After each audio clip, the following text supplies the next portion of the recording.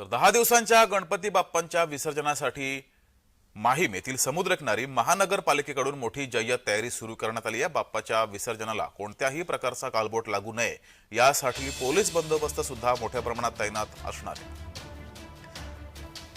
तर गिरगाव चौपाटी या ठिकाणी तसंच माहीम या परिसरामध्ये सुद्धा मोठ्या प्रमाणात पोलीस बंदोबस्त हा तैनात केला गेलाय।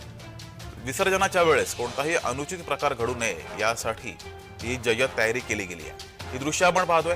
गिरगाव चौपाटीवर मोठ्या प्रमाणात मुंबईतील अनेक गणेश मंडळाचे गणपती हे विसर्जनासाठी आणले जातात। त्या पार्श्वभूमीवर या ठिकाणी मोठ्या प्रमाणात जय्यत तयारी ही करण्यात आली आहे।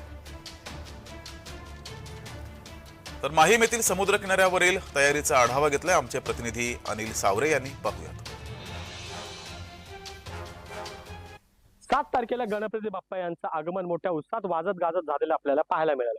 मात्र आपण पाहू शकतो उद्या 10 दिवसांच्या गणपती बाप्पांचं विसर्जन सुद्धा मोठ्या उत्साहात वाजत गाजत साजरा होताना आपल्याला पाहायला मिळालं।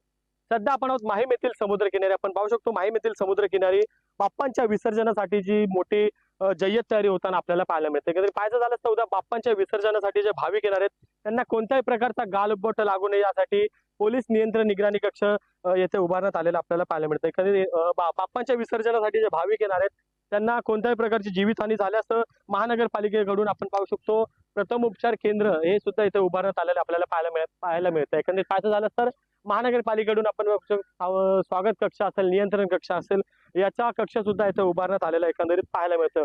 मात्र आपण पाहू शकतो याच विसर्जनाला कोणत्याही प्रकारचा गालबोट लागू नये यासाठी मुंबई पोलीस सुद्धा उद्या मोठ्या प्रमाणात तैनात होताना आपल्याला पाहायला मिळाले। अनिल सावरे, जय महाराष्ट्र न्यूज, मुंबई।